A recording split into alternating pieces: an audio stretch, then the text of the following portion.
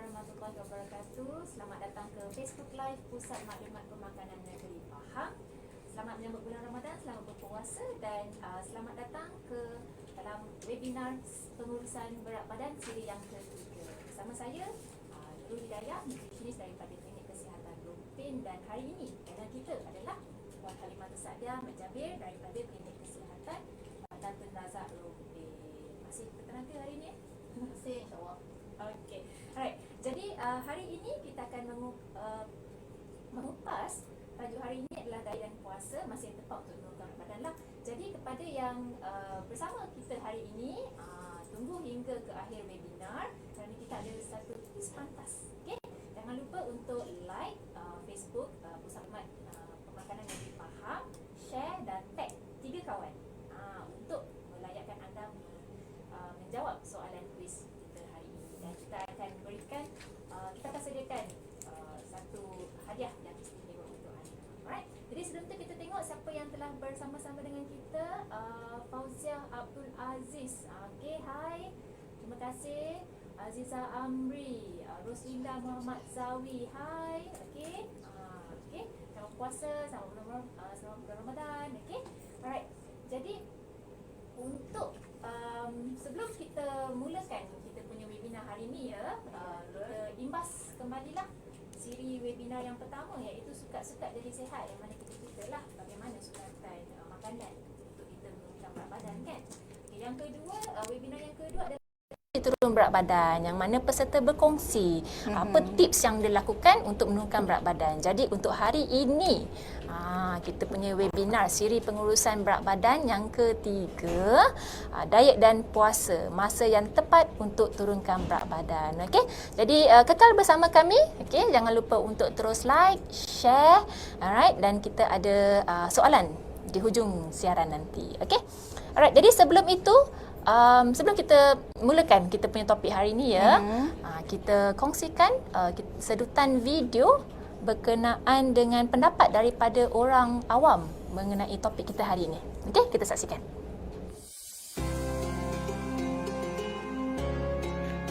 Turun berat semasa berpuasa? Bagi saya rasa pada bulan puasa ni lah yang paling efisien untuk menurunkan berat badan. Kerana pada waktu siang kita menahan diri kita daripada makan dan minum. Dengan ini saya rasa dengan berpuasa ni kita dapat juga membantu mengawal selera makan kita. Puasa ni adalah bulan yang paling sesuai untuk kita diet. Kerana kalau bulan biasa kita boleh makan kan, kita makan satu hari 6 kali kan. Tetapi di bulan puasa ni kita makan 2 kali je kan. Bersahur, kemudian berbuka. Mungkin 3 kali lah masa kata orang malam-malam tu lepas bertarawih kita moreh kan. Kita dah dengar dah pendapat sahabat-sahabat kita tadi. Apa pula kata nutritionist? Jom kita saksikan. Okey, itu dia pendapat mengenai daripada orang awam mengenai topik kita pada hari ini. Okey, selamat datang kepada yang baru bersama dengan kami. Sekarang dah ada 60 orang okey, harap teruskan share untuk supaya lagi ramai lagi lah akan dapat manfaat daripada topik kita hari ini. Okey, jadi kita mulalah okey, kita punya sembang hari inilah. Okey, jadi Kak Halimatus, biasanya kan awal tahun awal tahun dengan waktu bulan puasa, yang ni ialah orang kata bulan yang hot lah untuk orang nak berlumba menurunkan berat badan. Jadi kan, jadi kenapa waktu bulan puasa ni kan adalah waktu yang sesuai lah. Sesuai untuk turunkan berat badan. Okey, terima kasih Nurul. Assalamualaikum warahmatullahi wabarakatuh dan salam 7 Ramadan kepada semua. So diam tak diam dah 7 hari kita berpuasa ya. Seminggu dah. Ya, seminggu dah. Okey, so diet dan puasa, masa yang tepat untuk turunkan berat badan ya. Okey, kita tahu sepanjang bulan puasa kita menahan lapar dan dahaga di siang hari. Namun di kesempatan ini jika kita nak turunkan berat badan, kita kena kawal juga pengambilan makanan kita ataupun kena kawal nafsu juga pada waktu malam hari ya. Okey, jadinya kurang pengambilan makanan, bermaksud kita boleh bantu untuk kurang pengambilan kalori dan akhirnya kita boleh bantu untuk turunkan berat badan kita lah ya. Namun pada saya nak turunkan berat badan ni sebenarnya kunci utama adalah kecekalan. Betul tu. Kalau ada kecekalan tu tak payah tunggu bulan Ramadan lah ya. kita boleh untuk turunkan berat badan kita. Contohnya kawan ajak ngeteh, kita order air kosong je. Sedapnya. Ataupun kalau kita nampak dekat media sosial makanan viral lalu lalang, kalau kita cekal untuk tidak terpedaya, kurang pengambilan kalori, boleh bantu untuk turunkan berat badan. Jadi kunci utama kecekalan. Betul tu. Time-time beginilah kan, kalau kita scroll je kan media sosial kan macam-macam keluar. Jadi kena cekal lah. Okay. Alright, jadi selain daripada turunkan berat badan waktu puasa ni pun sebenarnya kita boleh bantu untuk mengurangkan kolesterol dalam Mengurangkan badan. kolesterol, Betul, nama dia kurangkan risiko penyakit jantung, kawal paras gula dalam darah kan. Jadi sama-samalah kita ambilkan manfaat daripada bulan Ramadan ini. Betul. Okay? Jadi ada yang kata kan, saya ni puasa 1 bulan tapi tak kurus-kurus pun. Baju raya dah tempah awal daripada bulan puasa, tak puasa lagi kan dah tempah dah. Tapi bila dah dekat raya tu, ya ampun, tak muat. Tak muat tiba-tiba ya. Jadi apa perkara ataupun apa tips yang mungkin individu ini tak lakukan sebab dia gagal untuk mengurangkan berat badan waktu puasa. Okey. Jadi hari ni saya nak berkongsikan 7 tips kita panggil 7B. 7B. 7B semasa bulan Ramadan Okey, so saya pergi terus Okey, B boleh. yang pertama B yang pertama. So B yang pertama, berbuka, solat, baru makan. Okey. So sepanjang seharian kita berpuasa, kita digalakkan untuk berbuka dengan segera So sewaktu berbuka tu kita ambil air kosong untuk menghilangkan dahaga dan sedikit kurma untuk memberikan tenaga yang segeralah jadi selepas tu kita solat maghrib, barulah kita ambil hidangan utama. Okey. Kenapa kita kena berbuka dulu? Sebab kadang-kadang kan makanan dah terhidang kan, so makan terus semua kan. Okey. So bila kita ambil kudapan dahulu iaitu air kosong dengan kurma ni, so badan kita dah ada tenaga sedikit. Betul. Perut pun dah berisi sedikit. Sebenarnya badan kita ni mengambil masa sedikit untuk hantar isyarat kenyang dekat otak kita. Jadinya selepas selesai solat maghrib, so masa tu badan kita pun otak kita pun dah terima isyarat lah yang perut kita dah berisi sedikit jadinya kita boleh mengelakkan pengambilan makanan yang berlebihan sewaktu hidangan utama tu. Kalau azan maghrib terus je makan hidangan utama mungkin kita makan dalam kuantiti yang banyak sebab ingat isyarat kenyang tadi tu lambat sedikit sampai jadinya susahlah nak turunkan berat badan begitu. Okey. Jadi makan kurma pun sebenarnya dia boleh bantu untuk orang kata stabilkan paras gula dalam darah lah. Jadi bila kita makan kurma tu orang kata sunnah kan, 3 biji macam tu. Jadi perut kita pun bersedialah untuk mendapat makanan yang seterusnya. Alright. Jadi jangan gopoh. Bertenang.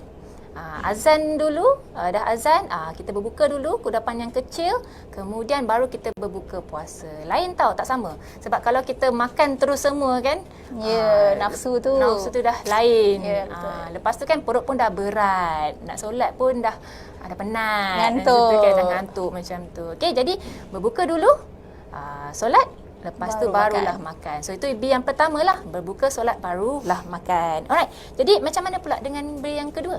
Okey, so saya kongsikan B yang kedua iaitu budayakan suku-suku separuh. Okey, so ini sebenarnya sambungan B yang pertama lah so baru makan tadi tu kan, makan hidangan utama. Jadi hidangan utama ni kita kena ambil mengikut pinggan sihat Malaysia lah iaitu suku-suku separuh Okey, so umum dah ketahui bahawa suku-suku separuh ni bermaksud suku daripada pinggan datang daripada karbohidrat, contohnya nasi, suku daripada pinggan datang daripada sumber protein, contohnya lauk, manakala separuh datang daripada sayur dan buah lah Okey, tapi dengan syarat lah kita kena menggunakan pinggan yang saiz standard. Kalau guna yang talam, itu kena kongsi 4-5 orang lah tu.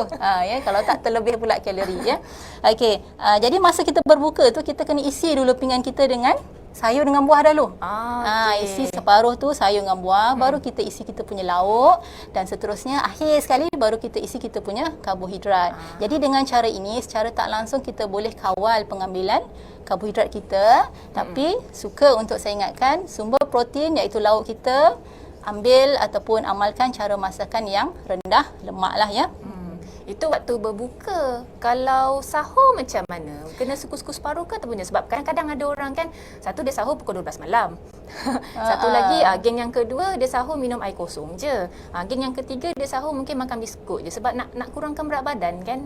Jadi Betul. macam mana tu sahur nak suku-suku separuh juga ke macam mana? Okey Nurul. Disarankan juga ya buat pinggan sihat Malaysia suku-suku separuh ni bukan hanya pada waktu berbuka sahaja malah sangat disarankan pada waktu sahur juga kerana walaupun kita berpuasa sebulan kalau kita mengamalkan pinggan sihat suku-suku separuh ni pada waktu berbuka dan bersahur, kita dapat memastikan bahawa kita masih lagi mendapat nutrisi yang cukup sepanjang bulan puasa ni. Jadi kita tak naklah 30 hari berpuasa, tiba hari raya Tak muat muka dah tak baju. berseri-seri kan, sebab tak cukup nutrisi kan. Jadi pinggan sihat suku-suku separuh waktu berbuka dan juga waktu sahur. So, bukan baju je kena berseri-seri. Muka pun kena berseri-seri juga. Okey. Jadi kalau kita imbas kembali webinar yang pertama kan, yang sukat-sukat jadi sihat. Okey, ada ceritakanlah mengenai berapa banyak sebenarnya karbohidrat tu kan. Macam tadi Kak Halimah tu saya beritahu kita masukkan dulu sayur dan buah. sayur buah, lepas tu kita letakkan kita punya protein, lepas tu baru letak karbohidrat kan. Jadi kena jaga-jaga jugalah karbohidrat tu. Dia sukat-sukat jadi sihat. Kalau terlebih sukat ternaik berat badan, ternaik berat Okey. Alright. Jadi jadi maksudnya ialah yang kedua ni suku-suku separuh waktu sahur, waktu dan buka waktu puasa berbuka juga. puasa. Betul. Jadi budayakan suku-suku separuh ni bukan sahaja waktu puasa, tapi sebenarnya waktu raya pun boleh juga. Sambunglah lepas sampai habis raya. Okey. So, B yang kedua, budayakan suku-suku separuh. Alright. So, untuk hari ini jangan lupa share live Facebook live hari ini, tag 3 kawan di ruangan komen. Kita ada hadiah istimewa. Okey, menanti anda. Alright. So, selamat datang. Sekarang kita dah ada 90 viewers. Okey. Terima kasih semua. Terima kasih. Selamat datang. Okey, harap kita akan semua dapat manfaat lah. Jangan lupa untuk teruskan share, teruskan kongsi untuk Facebook Live kita hari ini. Okey, kita tengok siapa yang ada hari ini. SMJ Sally Rahman. Salam. Okey, Assalamualaikum. Okey. Zaharia Muhammad Nordin. Bagus tips ni. Dari Terengganu. Okey. Okey, semoga bermanfaat lah untuk sharing ni. Nadia Zamri. Hai. Alright, terima kasih. Terima kasih kerana menonton webinar kita hari ini. Okey, jadi kita sambung terus kita sambung dengan kita sudah 2B. Okey, so jadi apa B yang ketiga ni? Okey, B yang ketiga. B yang ketiga adalah banyakkan pengambilan sayur-sayuran So kalau kenapa kena sayur-sayuran ya Nurul? Betul. Kenapa So sayur-sayuran kerana sayur-sayuran mempunyai kalori yang tak banyak pun. Dan apa tu kalau kita tengok ya infografik perut tu ya. Mana perut siapa ni? Perut siapa ni? Okey. Jadi 400 kalori perut yang berisi dengan minyak, kita boleh nampak banyak lagi kawasan-kawasan yang kosong yang boleh dipenuhi dengan makanan lagi. Manakala 400 kalori perut yang dipenuhi dengan sayur, penuh dah. Jadi kita kalau kita makan pun tak cukup sayur ataupun kita makan nasi tak ada sayur pun, kemungkinan besar kita akan mengambil nasi ataupun lauk dengan kuantiti yang banyak. Jadi secara tak langsung kat sini kalori dah bertambah ya. Okey, selain daripada tu sayur juga mempunyai serat yang tinggi Sebenarnya serat ni bantu untuk melambatkan proses penghadaman kita. Jadinya dia boleh membuat kita rasa kenyang lebih lama. Sesuai ya untuk kita ambil pada waktu bulan puasa ni sebabnya kita nak kenyang lebih lama pada bulan puasa ni kan. Betul, kalau tak pukul 10 dah lapar. Betul Jadi kalau ikut piramid makanan 20-20 disarankan untuk mengambil sayur sekurang-kurangnya 3 sajian dalam satu hari Nurul. Itu yang saya bawah sekali kan sekarang. Ya betul. Okey, jadi macam mana kita nak dapatkan 3 sajian tu? Sebab kalau sebelum berpuasa, mungkin sarapan 1 sajian, tengah hari 1 sajian, malam 1 sajian. Sekarang puasa makan 2 kali saja. Waktu makan terhad kan Betul-betul. Okey, jadi kat sini saya kongsikanlah sedikit cadangan pengambilan sayur sebanyak 3 sajian satu hari. Contoh waktu bersahur kita ambil 1 sendok setengah sayuran yang dimasak. Manakala waktu berbuka kita ambil lagi 1 sendok setengah untuk sayuran yang dimasak. Jadi cukuplah 3. Ataupun kita juga boleh ambil waktu bersahur 1 sendok sayuran dimasak. Waktu berbuka 1 sendok lagi sayuran dimasak. Manakala moreh selepas tarawih, mungkin kita boleh ambil salad campuran sebanyak 1 cawan. Cukuplah 3 sajian dalam sehari. Betul tu. Sekurang-kurangnya 3 sajian satu hari. Jadi sebenarnya tak ada alasan lah kan. Ada je cara.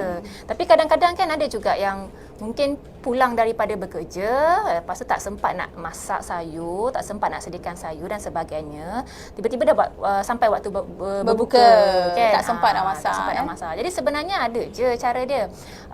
Dalam peti ais tu pastikan kita ada simpan sayur ulam. Sayur ulam ni macam contoh timun jepun, tomato cherry ataupun salad. Kan tadi nak buat salad kan? Lepas tu apa lagi, kacang panjang, kacang botol yang mana kita boleh just ambil, basuh dan terus makan. 5 minit pun dah siap dah. Sekejap je dah terus makan. Okey. Jadi maksudnya ada. Mesti ada sayur sajian dalam satu hari. Sekurang-kurangnya 3 sajian, tapi kalau lebih lagi baiklah. Alright. Okey, jadi highlight. Jadi yang B yang ketiga adalah banyakkan pengambilan sayur-sayuran. Alright. Okey, jadi kita sudah kongsi 3B. Kita berhenti rehat sebentar. Kekal bersama kami. Tekan butang share supaya lagi ramai lagi mendapat manfaat. Kita ada satu video. Okey, setan video untuk tuan-tuan puan-puan saksikan. Hai, Assalamualaikum semua. Terima kasih kerana sudi join webinar kita pada hari ini. Jom kita sembang-sembang Ramadan dengan nutritionist dari negeri Pahang.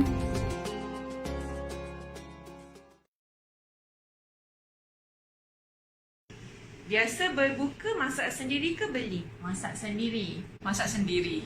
Biasa setakat ni alhamdulillah saya masak sendirilah. Buka beli. Minum air apa semasa buka puasa? Air kosong. Air suam. Air kosong. Saya minum air suam sahaja masa berbuka. Untuk 8 gelas sehari air kosong saya rasa cukup, sebabnya selepas berbuka saya memang ada minum juga air masak. Makan buah tak semasa berbuka?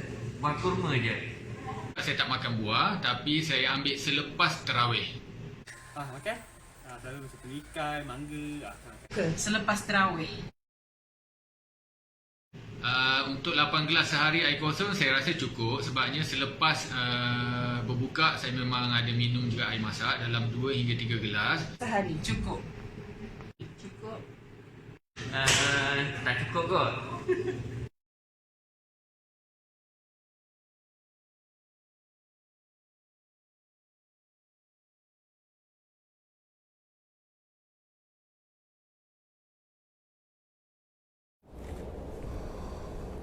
Okey, itu dia video sedutan video kan. Ada yang masak sendiri, ada yang beli, ada yang cukup 8 gelas, ada yang tak cukup 8 gelas, ada yang makan buah kan.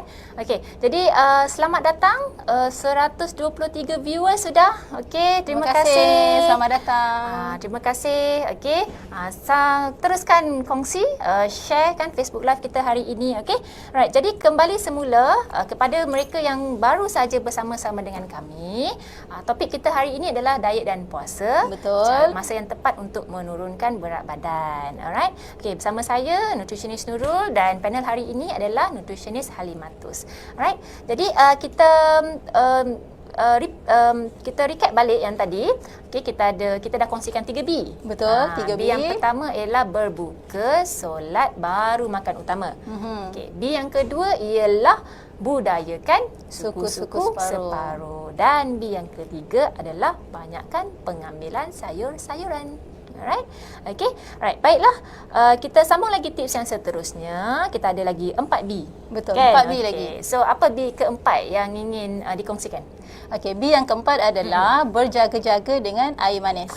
Okey. So kalau tiba bulan puasa ni, kita memang tak lari dengan air manis yang sejuk, yang sedap kan. Betul. Kadang-kadang air yang biasa kita tengok pada bulan puasa nampak jadi luar biasa pada bulan puasa. Ada juga air yang keluar hanya bulan puasa saja ya. Mas, limited edition. Limited edition ya. Okey, jadi Nurul kalau sebut dengan air pada bulan puasa ni lah apa yang terlintas dalam fikiran Nurul? Selalu kalau bulan puasa ni kan yang selalu muncul lah bandung selasih, air katira, air lai cikang, air mata kucing. Lepas tu ada kan? Saya ada nampak tu air yang teh bunga yang ada lebah tu. Oh, ni kan? Belum try lagi. Belum try jumpa. lagi.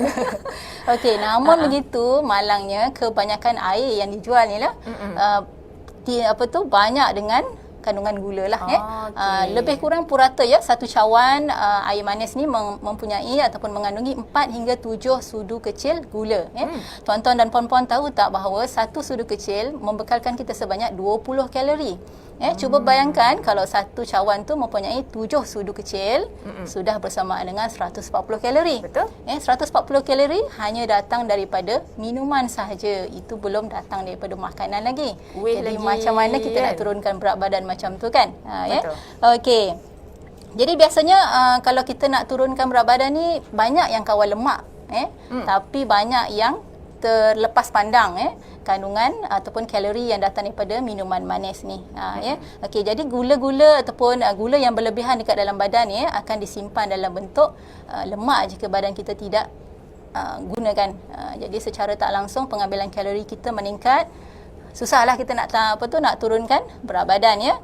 Okey, jadi gantikan air manis ni dengan air kosong, atau kalau teringin sangat nak minum air manis, buatlah sendiri. Kalau buat sendiri, kita boleh sukat berapa banyak gula yang kita masukkan dekat dalam cawan kita. Jadi B yang keempat, berjaga-jaga dengan air manis. Betul tu. Tu yang kadang-kadang kan macam waktu bulan puasa ni nak turunkan berat badan kan, kasih kontrol lemak je, tapi rupa-rupanya tak perasan pula air manis kalori yang datang daripada air manis. Tu yang tak berjaya tu kan. Okey, tapi kalau kita tengok balik sedutan webinar sebelum ini, 5 tips kunci untuk turunkan berat badan, perkongsian daripada Puan Suharti. Dia cut sugar 3 bulan. So boleh nampak, memang nampaklah dia punya perbezaan dia. Jadi waktu bulan puasa ni kan, memang saya rasa memang kecekalan tu memang kena paling optimum. Tahap langit ke-7 punya kecekalan lah kan. Sebabnya waktu ni lah yang air tu kan tiba-tiba keluar luar biasa. Jadi luar biasa pula kan. Alright, jadi lepas ini kena order air kosong ikat tepi lah. Okey, so B yang seterusnya, B yang keempat ni adalah berjaga-jaga dengan air manis. Okey, kita tengok lagi audience daripada United Kingdom, Gan Jessie. Hai kan. Alright, jauh ya. Okay. Alright, so Salini Hussein. Assalamualaikum. Alright, so Norma Osman. Okey, terima kasih. Alright, Suhaiza Sulaiman. Amboi berseri-seri panel. Terima kasih. Ya, suku-suku separuh kan? Suku-suku separuh. Kita bersahur suku-suku separuh pagi tadi. Betul. Alright. Okey, jadi kita boleh teruskan dengan B yang kelima? Okey, B yang kelima adalah kita dah kurangkan air manis tadi tu kan? Betul. Jadinya B yang kelima, biasakan 8 gelas air kosong dalam sehari ya. Okey, so air kosong ni ataupun air kosong lah ya, boleh bantu untuk badan kita kekal terhidrasi sepanjang bulan puasa ni lah ya. Betul. Okey, jadi kita kena pastikan ambil 8 gelas air kosong tu untuk kekal terhidrasi sepanjang bulan puasa ni. Alright. Jadi macam mana nak dapatkan 8 gelas sehari? Sebab yelah sekarang puasa kan, waktu tu dah terhad. Jadi macam mana nak minum air yang banyak tu? Okey, so kat sini kita ada kongsikan infografik berkaitan dengan pengambilan 8 gelas air kosong sehari ya. Kat sini kita cadangkan 1 gelas bangun tidur semasa sahur tu, terus minum 1 gelas ya. Gelas yang kedua selepas bersahur minum 1 gelas lagi ya. Yang ketiga adalah selepas azan maghrib minum 1 gelas bersama dengan kurma tadi tu kan ya. Yang keempat selepas solat maghrib ya. Yang kelima selepas makan utama jangan lupa minum 1 gelas juga. Yang keenam selepas solat isyak ya. Yang ketujuh selepas solat tarawih ya. Dan akhir sekali yang terakhir sebelum masuk tidur minum 1 gelas lagi ya. Jadinya selain daripada kita boleh kekal terhidrasi, kita boleh juga kurangkan pengambilan minuman air manis, kurang kalori lah maksudnya. Ya. Jadi kadang-kadang kalau kita minum air banyak ni pun sebenarnya boleh mengenyangkan, memenuhkan perut kita. Secara tak langsung tak banyak sangatlah pengambilan makanan kita seharian. So boleh bantu untuk turunkan berat badan kalau kita ambil 8 gelas air kosong sehari. So itu adalah B yang kelima, Nurul. B yang kelima, 8 gelas air kosong satu hari. Jadi satu waktu bangun sahur, satu lepas sahur, satu lepas azan maghrib, satu lepas buka puasa. Solat maghrib. Satu lepas makan, satu lepas isyak, satu lepas tarawih, satu sebelum tidur. Okey, hafal dah. Hafal dah. Cepat ya hafal. Okey, jadi kalau macam tu nak lebih mudah kan, bagus kita sediakan air kosong kan dekat tepi kita punya katil. Jadi bila kita bangun tidur terus minum air. Nanti nak tidur lagi kita minum air lagi kan. Okey. Tapi ada juga orang dia suka guna botol yang ada straw tu. Perasan tak? Kan? Yang itu dia macam orang kata senang untuk minum. Kadang-kadang nak minum terus je ada. Tak perlu nak pergi ke dapur kan. Macam tu kan. Tutup dah habis dah air satu botol. Alright? Tapi ada juga yang bila pagi-pagi kan dia rasa macam nak ada tenaga lebih kan. Jadi dia minum kopi, minum teh. Jadi macam mana tu? Okey, biasanya kopi ni contoh macam teh dan kopi adalah minuman yang berkafein kita tahu minuman berkafein ni adalah diuretik. Maksudnya dia lagi banyak mengeluarkan air dalam badan kita. Jadi seeloknya kurangkanlah minuman air berkafein sepanjang bulan puasa ni lah. Betul tu. Tu yang jadi haus tu kan. Tiba-tiba jadi lapar dah haus, lapar pula kan. Alright. Jadi itu dia B yang kelima, iaitu biasakan minum 8 gelas air kosong sehari. Alright. So 5B sudah dikongsi. Jadi bagaimana pula dengan B yang ke-6? Okey, B yang ke-6 adalah bazar Ramadan. So tak larilah bulan puasa ni kalau tak ada bazar Ramadan kan dan kerajaan baru-baru ni membolehkan untuk bazar Ramadan dibuka bagi sesetengah negeri tetapi dengan mematuhi SOP yang telah digariskan lah ya. Okey. Nurul kalau pergi bazar ni apa yang ada dalam senarai semak Nurul lah? Selalunya saya akan ambil satu main menu, contoh macam nasi kerabu ke, lepas tu mungkin kuih ke ataupun tofufa ke, satu jenis macam tu. Kemudian kalau nak air pun mungkin saya suka soya tak nak gula. Wah, ini baru nutritionist ni. Sebab rasa dia lebih orang kata asli. Lebih asli. Betul.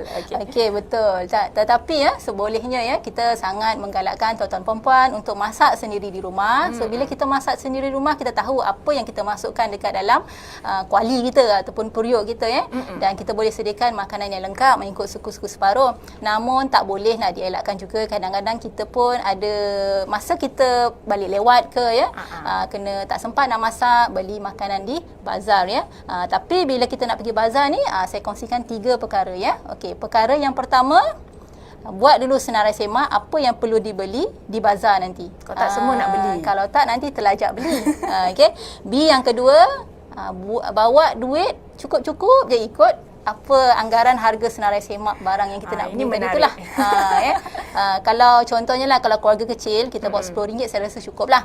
RM3 beli murtabak kan, RM2 beli kuih muih, lepas tu mungkin nak beli air manis ke RM2 Okey, dan yang paling penting nombor 3, kecekalan tu jangan tinggal Betul. Kecekalan tu kena bawa sekali semasa membeli belah di bazar. Tak boleh tinggal dalam kereta lah. Tak boleh tinggal dalam kereta. Dah siap-siap beli senarai semak tadi tu, terus belah lah. Kalau kita merayap-rayap, takut lagi banyak yang kita nak beli Lagipun kalau kita orang kata membeli belah sebab tu lapar ni kan, dia lain. Semua benda kita nak beli. Rasa macam nak semua kan. Jadi maksud ialah tu beli yang perlu sahaja. Betul. Alright. Apa yang kita telah rancang sebab ingat bazar Ramadan 30 hari. Betul. Jadi hari ni beli lain esok boleh beli lain. Tak perlu nak beli sekaligus. Tak lari pun bazar tu, insya-Allah. Okey. Jadi beli yang perlu saja, right? Kalau beli banyak-banyak pun siapa yang nak makan kan? Orang cakap membazir tu amalan syaitan. Tapi kalau kita makan semua sekali tu, itu amalan untuk menaikkan berat badan. Okey. Alright. Okey, jadi satu lagi ialah waktu di bazar tu kan. Mungkin jangan lupalah untuk singgah dekat gerai nasi campur. Sebab kadang-kadang ada nasi yang dia punya makanan yang dia punya sayur tu yang hiasan kat tepi tu je. Contoh nasi ayam, salad dia sikit dia kan. Timun sehelai, tomato sehelai macam tu kan. Okey, jadi kita boleh pergi ke nasi campur, kita belilah sikit sayur. Tapi kalau tak sempat kat bazar tu, ataupun mungkin dah habis RM10 tadi tu kan, nanti balik rumah, buka peti sejuk, keluarkan tadi ulam yang tadi tu. Betul. Kan? Alright. Okay, jadi kita tengok ada berapa selamat datang. Dah 133 viewers dah. Okay, selamat datang. Terima kasih. Alright. So, jangan lupa untuk share dan share live Facebook hari ini. Tag 3 kawan di ruangan komen. Nanti kita ada kuis pantas di hujung siaran. Hadiah kita hari ini adalah smartwatch. Wah. Istimewa hari ini. Okay. Jadi jangan lupa kekal sehingga ke akhir siaran. Kita ada Hadiah apa soalan tadi, Nurul? Hadiah apa tadi? Smartwatch. Smartwatch. Dengar ke?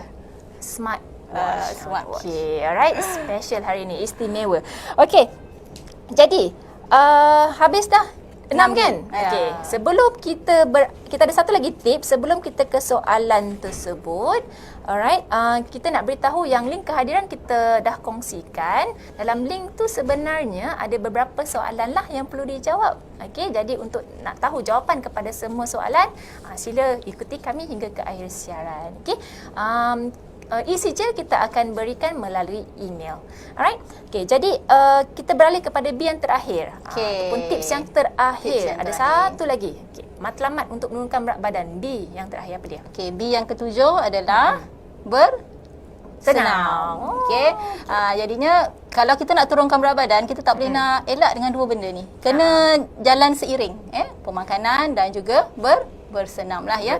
Okey, semasa bulan puasa pun kita masih lagi boleh melakukan senaman Sebagai contoh, senaman-senaman yang rendah intensiti kita boleh lakukan sebelum berbuka puasa dan juga selepas sahur. Manakala senaman berintensiti tinggi kita boleh lakukan selepas berbuka. So Nurul rasa apakah contoh senaman berintensiti rendah dan berintensiti tinggi ni? Kalau intensiti rendah tu macam berjalan kaki, brisk walk, mungkin aerobik yang pelan-pelan, mungkin berkebun ke ataupun cuci motor kereta, mengemas rumah. Kalau yang high intensity tu macam mungkin tabata ke ataupun yang main futsal ke kan? Yang memang main futsal, betul. Senang nak tahu intensiti rendah ataupun intensiti tinggi ni kalau kita sedang buat senaman ataupun sedang membuat aktiviti fizikal, kita masih lagi boleh bercakap dengan kawan sebelah kita, itu bermaksud intensiti rendah lah. Kalau tercungap-cungap tak dapat nak bercakap, maksudnya senaman ataupun aktiviti fizikal tu jenis intensiti tinggi. Walau bagaimanapun semasa bulan puasa ni saya amat menggalakkan senaman secara ikut kemampuan diri masing-masing. Tak perlulah kalau macam tak pernah bersenam bulan biasa, tiba-tiba bulan puasa nak bersenam intensiti tinggi, boleh tunda dululah niat tu. Ataupun boleh lakukan aktiviti fizikal dan juga senaman-senaman yang berintensiti rendah lah. Betul. Tapi kan Kak Halimatus, ada juga yang waktu bulan puasa ni kan ingin fokus kepada amal ibadat. Dia mungkin dia nak stop sekejap, berhenti sekejap aktiviti sebab ingin fokus lah. Jadi macam mana tu? Boleh tak stop macam tu je? Okey, boleh, tak ada masalah. Boleh, malah solat tarawih tu juga merupakan salah satu aktiviti fizikal. Tapi maksudnya kat sini kalau macam tuan-tuan puan-puan mengambil nak berehat sepanjang bulan puasa ni, saya sangat sarankan sentiasa bergerak. Janganlah kalau macam jenis yang bekerja di depan komputer tu, daripada pukul 8 punch in sampai pukul 1 punch out, duduk aja kan. Kita tak nak macam tu. Sentiasa bergerak walaupun buat senaman contoh apa Nurul? Aerobik. Aerobik kan duduk-duduk, gerak-gerak. Ya, sentiasa bergerak walaupun tuan-tuan puan-puan nak berhenti dulu daripada melakukan apa juga jenis senaman. Keep moving. Betul. Jadi kalau dah selama ni memang dah bersenam selalu hari-hari macam tu kan, tiba-tiba waktu bulan puasa berhenti macam tu, saya rasa sayang. Betul. Sayang. Bagus teruskan momentum tu supaya kita punya badan ni metabolisme tu kekal lah. Ya, yang paling penting stamina kita tu. Betul. Stamina tu pun kekal juga, tak dalam ngantuk. Dia kan waktu bulan puasa ni kan. Okey. Alright, jadi itulah dia B yang ke-7 iaitu bersenam. Alright, orang kata kalau tidur seharian tu tidur sekejap waktu siang tu untuk beribadah di waktu malam tu okeylah kan. Tapi kalau tidur daripada pagi sampailah ke petang, itu memang lain lah tu kan. Pahala pun dah jadi separuh lah kot. Betul. Okey, kurang pembakaran kalori pun kurang lah. Betul. Right. Jadi B yang ketujuh adalah bersenam. Bersenam. Okey. Jadi kita berhenti sebentar. Kita ada satu video lagi. Alright. Berkenaan dengan pesanan khidmat masyarakat berkenaan dengan obesiti. Obesiti boleh meningkatkan risiko kepada penyakit berbahaya seperti darah tinggi, kencing manis, penyakit jantung dan beberapa jenis kanser. Jadi, amalkan makan secara sihat iaitu seimbang, sederhana dan pelbagai sebagai satu gaya hidup berpanjangan. Ikutlah konsep pinggan sihat Malaysia, suku-suku separuh iaitu suku daripada pinggan anda adalah daripada kumpulan karbohidrat, suku lagi daripada kumpulan protein dan separuh daripada pinggan anda adalah daripada kumpulan sayur-sayuran dan buah-buahan. Selain itu, pengambilan buah dan sayur yang cukup dapat membantu dalam proses penurunan berat badan dan mencegah daripada penyakit. Jom ambil buah dan sayur yang cukup iaitu 3 hidangan sayur dan 2 hidangan buah setiap hari.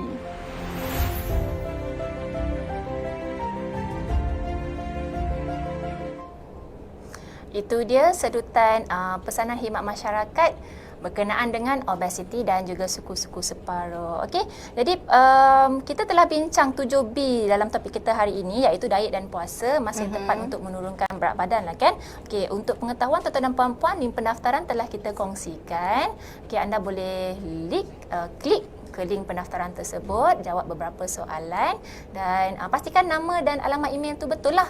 Sebab kita nak hantarkan ECJ ke alamat tuan-tuan dan puan-puan untuk hari ini. Okey. Jadi kita ada soalan ke? Alright, kita tengok kalau kita ada soalan daripada penonton kita hari ini. Kuis. Oh, okey, kita mulakan kuis dulu. Alright. Jadi sementara kita tunggu soalan hari ini, kita ingin bertanyakan soalan kuis lah. Okey, jadi ingat kuis, okey, syarat-syarat untuk melayakkan diri anda untuk menerima hadiah apa tu, hadiah istimewa hari ini apa dia tadi? Smartwatch. Okey. Alright. Pastikan share Facebook Live ini, kemudian tag 3 kawan anda dan cepat-cepat jawab soalan di ruangan komen. Okey? Di ruangan komen. Alright. Jadi semua bersedia? Okey, penonton sudah sedia? Okey. Jadi untuk soalan kita hari ini, kuis kita hari ini, saya nak mungkin Kak Halimatus boleh. Okey. Soalannya adalah, soalan untuk kuis adalah berikan 2B daripada 7B yang telah dibincangkan tadi. Saya ulang soalan sekali lagi.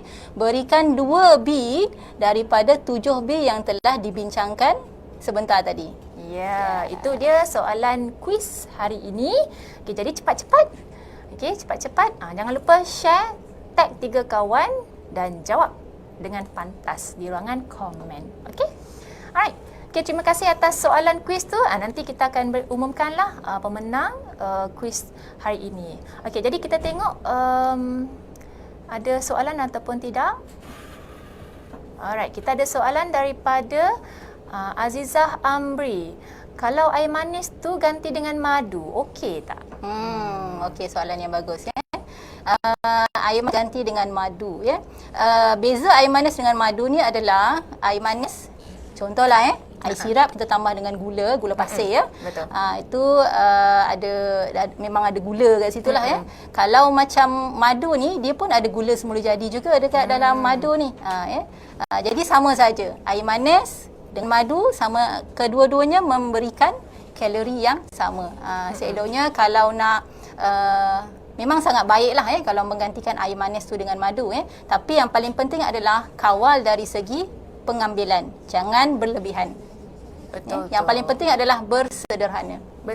So maksudnya madu tu, dalam madu tu pun masih ada lagi gula. Gula kan. Jadi bersederhanalah madu pun gula juga sebenarnya. Okey, kita ada soalan lagi. Kita tengok kalau ada soalan lagi kan. Alright. So daripada Nur Azani Azbi, tips berpuasa untuk ibu yang menyusukan baby. Okey, tips untuk menyusukan baby ya. Ni. tahun ni saya menyusukan anak saya lagi. Tahun lepas pun tahun lepas Masih lagi lagi. lah ya. Jadi Masih pengalaman lagi. lah ni. Alhamdulillah. So ikut pengalaman lah ya. Yang pertama makan ikut suku-suku separuh tadi tu. Waktu berbuka ambil cukup sayuran ya. Kita tahu sayuran boleh bantu untuk tambahkan kita punya susu ya. Waktu bersahur pun kena ikut tips suku-suku separuh juga ya. Yang keduanya adalah jangan tinggal 8 gelas air kosong sehari tadi tu. Kalau tak minum kan ya, tak cukup air. Tak cukup air. Kita dah lah kita nak mengeluarkan air susu tu ya. Kalau kita sendiri tak cukup minum air masak, takut-takut kita akan dehydrate lah, dehidrasi lah ya. Okey, tips yang ketiga, ambillah makan-makanan yang boleh bantu untuk tambahkan susu anda ya. Sebenarnya banyak makanan dan mengikut badan masing-masing ya. Kalau macam saya ambil sayuran hijau yang banyak ya, ambil kurma ya. Makan makanan tu boleh bantu saya untuk tambahkan susu. Ya. So dua tips tadi itulah. Jadi itu tips untuk berpuasa lah. Tapi Yeah. berpuasa ni ikut kemampuan jugalah kan. Kadang-kadang kalau rasa mungkin kalau boleh berpuasa teruskan, tapi kalau rasa mungkin tak mampu tu boleh consider lah. Alright. Okay. Jadi ada soalan lagi ke? Alright, daripada Muhammad Faiz Haji Bacok. Boleh tak minum carbonated drinks yang zero calorie untuk berbuka? Untuk berbuka ya. Okey, bagus-bagus. Zero Zero calorie. Zero Tak ada calorie. calorie. Okey, zero calorie. Minuman yang zero calorie ni maksudnya tak ada gula lah kan. Tapi ada gas. Tapi ada gas. So yang tak bagusnya tu ada gas. Dari segi kalori tu bagus, dia tak naikkan berat badan. Tapi dari segi gas dia tu, ialah sepanjang seharian kita dah berpuasa, bila tiba-tiba kita buka puasa, kita ambil minuman gas ni kan. Jadi untuk setengah orang mungkin ada rasa macam akan tak sedap badan ataupun kembung perut lepas tu kan. Kena pula mesti minum air sejuk kan. Seloknya ialah bila minum air sejuk ni takut, tapi bergantung jugalah kan pada individu. Tapi dari segi kalori okey, tak ada masalah. Dia tak bantu untuk naikkan berat badan. Tapi itulah dari segi kesihatan yang lain lah. Tapi kalau boleh tu kurangkanlah yang manis kan. Rasa manis tu, rasa manis. Yeah. Alright, jadi kita ada mungkin kita ada soalan terakhir lah ya, satu lagi ya, sebab kita kejar masa juga. Alright, daripada Muhammad Syamil Ishak. Makanan banyak masa berbuka dan buat kita lebih berat badan. Cuaca atau suhu yang menentukan pengambilan makan banyak masa berbuka. So dia maksudnya ialah kalau panas, rasa panas, kita nak makan kurang. banyak. Macam tu ke? Okey. Pada saya kalau musim sejuk makan banyak. Okey. Kalau musim panas makan kurang tapi minum air banyak. Macam tu kot. Air kan? sejuk dan sedap tak tu? Tapi kan tak boleh juga nak salahkan suhu. Kalau nak salahkan suhu, takut nanti orang Cameron semua besar-besar macam tu ya. Kan? Cameron Highland kan suhu rendah kan. Sebenarnya tidak mempengaruhi pun. Yang paling penting adalah kecekalan kita untuk kawal kalori tadi tu. Bawa balik kecekalan tu. Walaupun kita pergi ke negara yang bersuhu tinggi ataupun bersuhu rendah, kecekalan tu ada, insya-Allah. Tak ada masalah. Okey, jadi kita dah ada pemenang. Cepatnya. Pemenang untuk Tahniah. hari ini kuis. Okey, pemenang kuis hari ini Nurhaida Daroh. Okey. Tahniah Puan Nurhaida. Alright, tahniah. Okey. So jadi Puan Nurhaida, okey, jangan lupa Nurhaida untuk PM Daroh. alamat lah, ke PM alamat untuk kami postkan hadiah smartwatch. Alright, tahniah. Okey. Alright. Jadi untuk itu, okey, sebelum kita mengakhiri ini, jangan lupa untuk follow dan like Facebook page Pusat Maklumat Pemakanan Negeri Pahang. Alright.